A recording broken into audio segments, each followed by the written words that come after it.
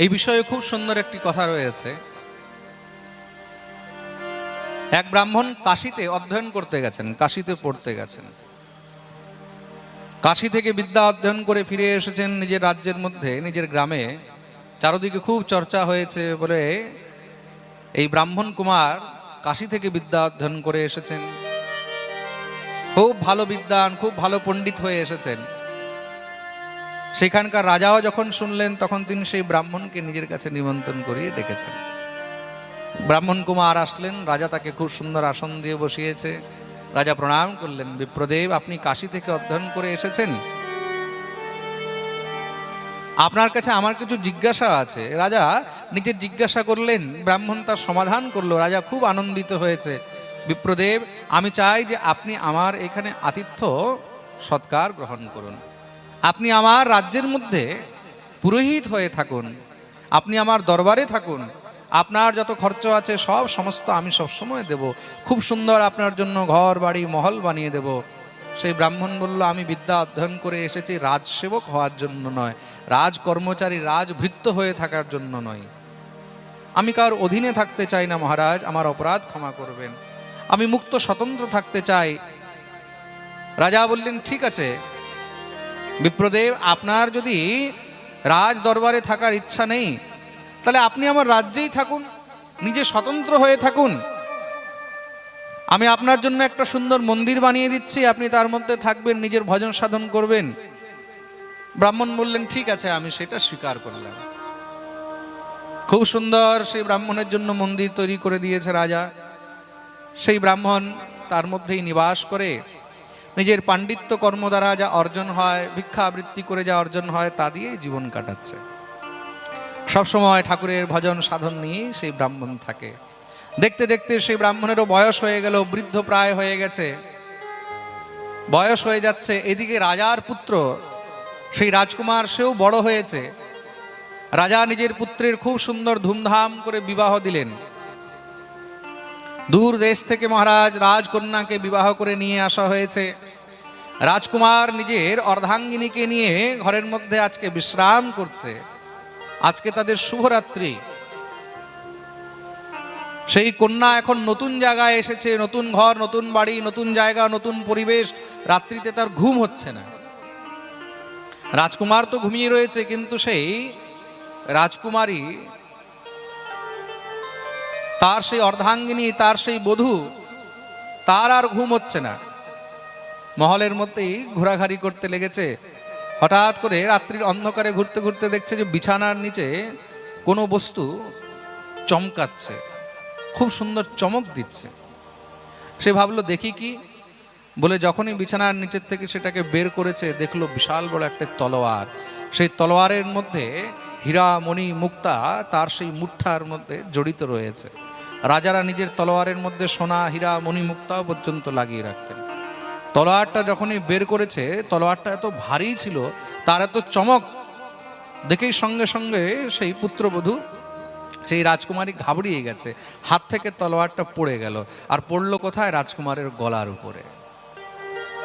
রাজকুমারের গলার উপরে তলোয়ার পড়তেই সঙ্গে সঙ্গে তার মস্তক কেটে গেল, তার মৃত্যু হয়ে গেল।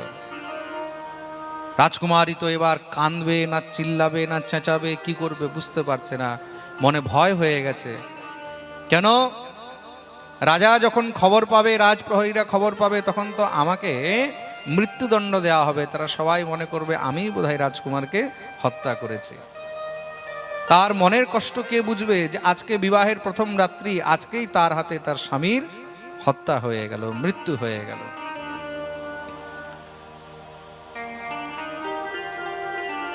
সে মহলের মধ্যেই বিচরণ করছে দুঃখে, বুঝতে পারছে না যে কি করব। হঠাৎ করে ব্রহ্ম মুহূর্তে দেখলো সেই মহলের পিছনে একটি কুয়া রয়েছে, কূপ। সেই কুয়ার মধ্যে ওই ব্রাহ্মণ এসে স্নান করে জল নিয়ে যাচ্ছে। যখনই তাকে দেখেছে, মনের মধ্যে হঠাৎ করে বিচার হলো, সঙ্গে সঙ্গে সে চেঁচাতে লেগেছে, বাঁচাও বাঁচাও বাঁচাও। রাজপ্রহরীরা দৌড়ে এসেছে, কি হলো কি হলো? সঙ্গে সঙ্গে সেই রাজকুমারী চেঁচিয়ে চেঁচিয়ে বলছে, দেখো দেখো, রাজকুমারকে হত্যা করে এক্ষুনি এখান থেকে কেউ দৌড়ে বেরিয়ে গেছে। রাজপ্রহরীরা দৌড়ে গেলেন, গিয়ে সেই ব্রাহ্মণকে পেলেন, তাকে বন্দি বানিয়ে ধরে নিয়ে এসেছে। দরবার লাগলো, রাজা নিজের সামনে সেই ব্রাহ্মণকে দেখেছে, রাজার মনে খুব কষ্ট হচ্ছে। বিপ্রদেবকে বললেন, ব্রাহ্মণ, আমি তোমার এমন কি নষ্ট করেছি যে তুমি আমার পুত্রের হত্যা করলে? ব্রাহ্মণ বলছে, মহারাজ, আমি আপনার পুত্রের হত্যা করিনি। রাজা বলছে, কিন্তু তার স্ত্রী, আমার পুত্রবধূ, সে বলছে যে তোমাকেই নাকি হত্যা করতে দেখেছে। ব্রাহ্মণ বলছে, আমাকে কি করে দেখতে পারে? আমি তো রাজমহলের পিছনে সেই যে কূপ রয়েছে তাতে স্নান করি, নিত্য সেখান থেকে জল নিয়ে যায়। আমি যাচ্ছি, হঠাৎ করে আমাকে রাজপ্রহরীরা ধরে নিয়ে এসেছে। রাজার সেই পুত্রবধূ বলছে, মহারাজ, আমি নিজে দেখেছি, হত্যা করে জানালা থেকে এসে লাফ দিয়ে পালিয়েছে। রাজা বলছে, এই ছিল নাকি? রাজকুমারী বলছে, হ্যাঁ, আমি এনাকেই দেখেছি, মুখটা ঠিক মতন দেখিনি, কিন্তু বেরিয়ে এনাকেই যেতে দেখেছি। সেই ব্রাহ্মণ বলছে, মহারাজ, আপনার পুত্রকে আমি জন্মের থেকে দেখছি, আমি তাকে খুব আশীর্বাদ করেছি, জীবনভর তাকে আমি আশীর্বাদ করে গেছি, তাকে হত্যা করে আমার লাভ কি হবে?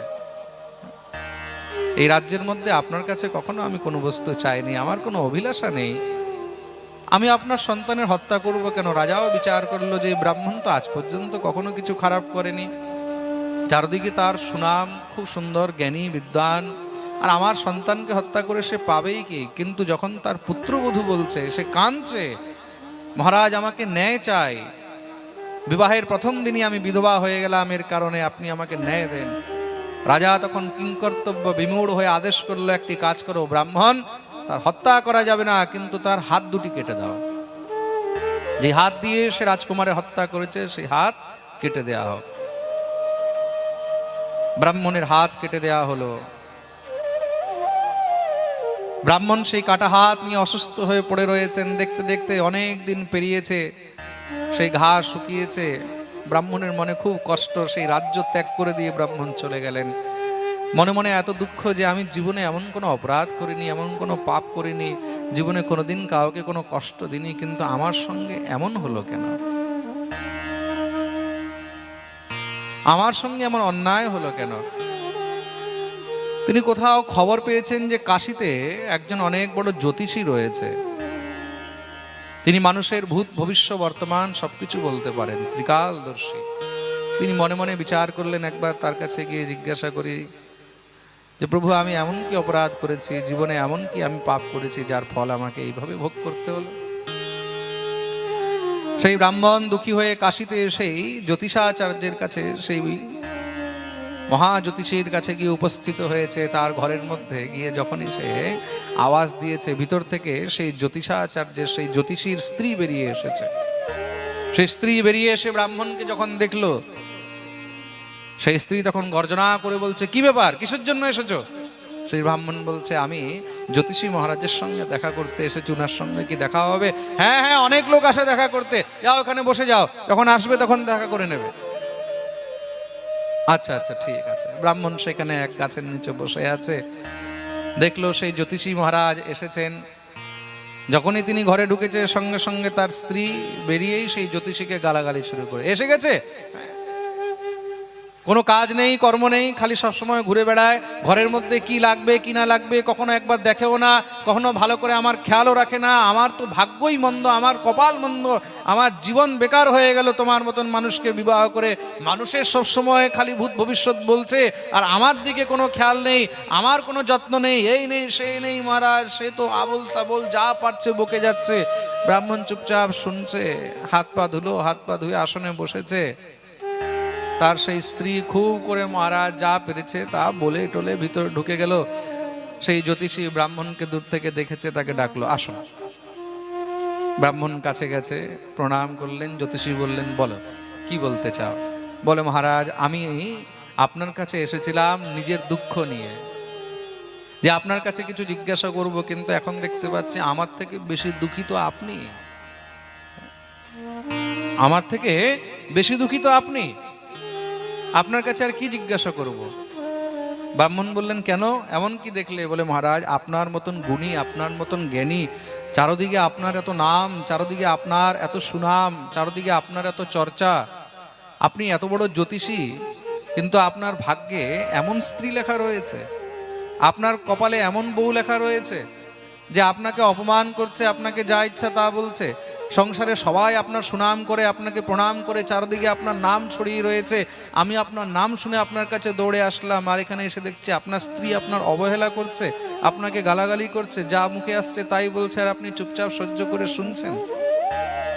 আপনি এত বড় জ্যোতিষী হয়ে নিজের জন্য একটা ভালো বউ দেখতে পারলেন না?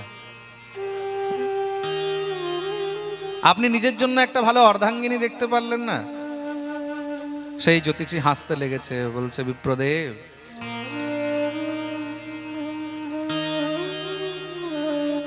তুমি যা মনে করছো না তার জবাব শোনো।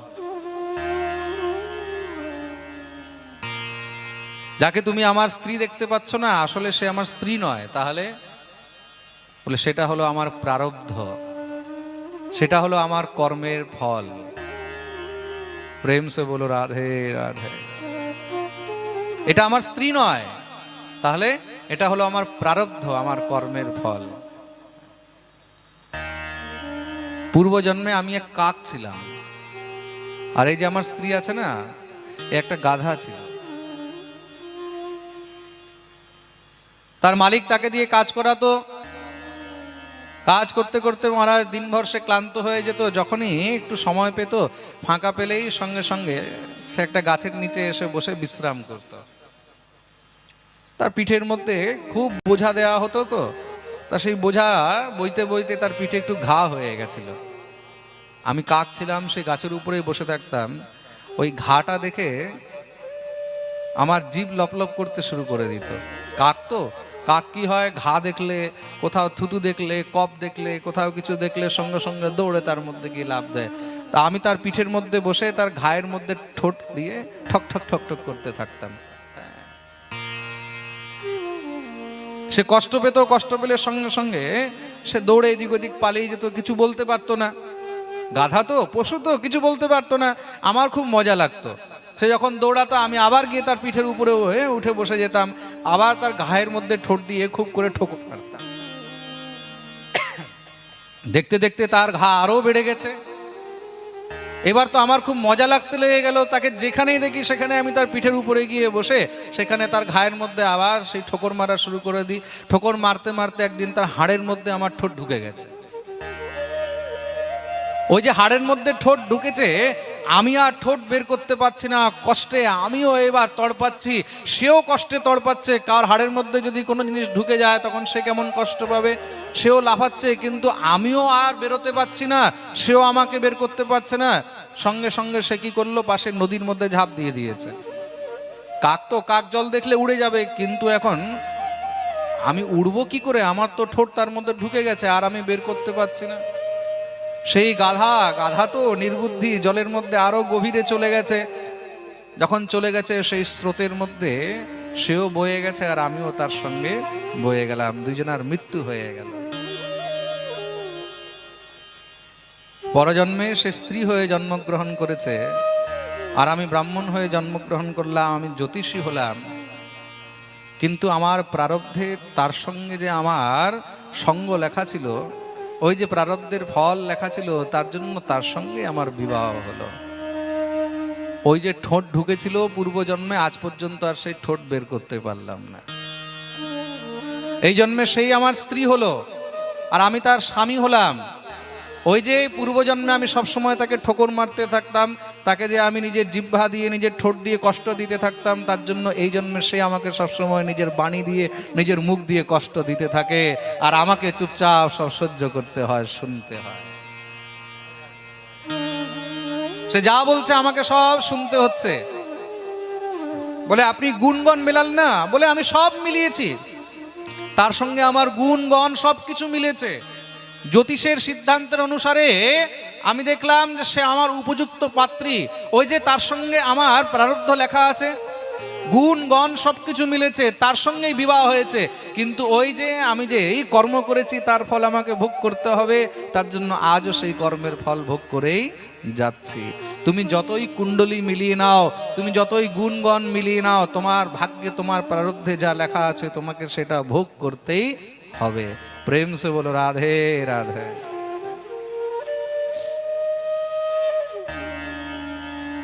তোমার ভাগ্যে যদি সুখ লেখা আছে তাহলে কুণ্ডলী না মিলিয়েও সুখ থাকবে, আর তোমার ভাগ্যে যদি দুঃখ লেখা আছে তাহলে তুমি যতই মহারাজ কুণ্ডলী মিলাও, যতই তুমি ভালোবাসো, কিন্তু সেখানে তোমার সেই সুখ হবে না।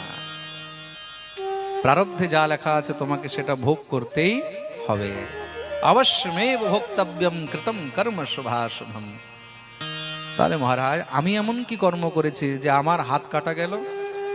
সেই জ্যোতিষী বলছে, জানো, পূর্বজন্মে তুমি এক সাধু ছিলে।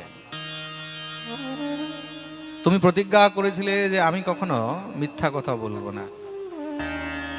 একবার তুমি গঙ্গা স্নান করে যাচ্ছ, সে সময় সামনের থেকে একটা গাভী একটি গরু দৌড়ে যাচ্ছে, পিছনে পিছনে একটি কসাই আসছে। সেই কসাই এসে তোমাকে জিজ্ঞাসা করলো, এখান থেকে এখন একটা গরু গেছে, তুমি দেখেছো? তুমি মনে মনে ভাবলে যে কসাইকে যদি আমি বলি সে তো গরুকে মেরে ফেলবে। কিন্তু আবার তুমি বিচার করলে যে আমি তো প্রতিজ্ঞা করেছি আমি মিথ্যা কথা বলবো না। তা তুমি মুখে কিছু বলোনি, কিন্তু হাত দিয়ে দেখিয়ে দিয়েছো, হ্যাঁ এই দিকে গেছে। সেই কসাই সঙ্গে সঙ্গে পিছনে দৌড়ে গিয়ে গরুটাকে ধরে নিয়ে আসলো, এসে সেই গরুটাকে হত্যা করেছে, গরুর গলা কেটে দিল। ওই যে তুমি হাত দিয়ে ইশারা করে দেখিয়েছো, এই জন্মে কিন্তু সেই গাভী, সেই গরুটাই কিন্তু রাজকুমারী হয়ে জন্মগ্রহণ করেছে, আর সেই যে কসাই ছিল সে রাজকুমার হয়ে জন্মগ্রহণ করেছে, আর তুমি ব্রাহ্মণ হয়ে জন্মগ্রহণ করলে। পূর্ব জন্মে সেই কসাই তার গলা কেটেছিল, এই জন্মে সেই গাভী রাজকুমারী হয়ে তার গলা কেটেছে। যে যা করেছে তাকে তার ফল ভোগ করতেই হবে। আর তুমি যে হাত দিয়ে দেখিয়েছিলে তার জন্য তোমার এই হাতগুলো কাটা গেল, মাধ্যম হলো সেই। ওই জন্মে তুমি মাধ্যম হয়েছিলে গোহত্যার, আর এই জন্মে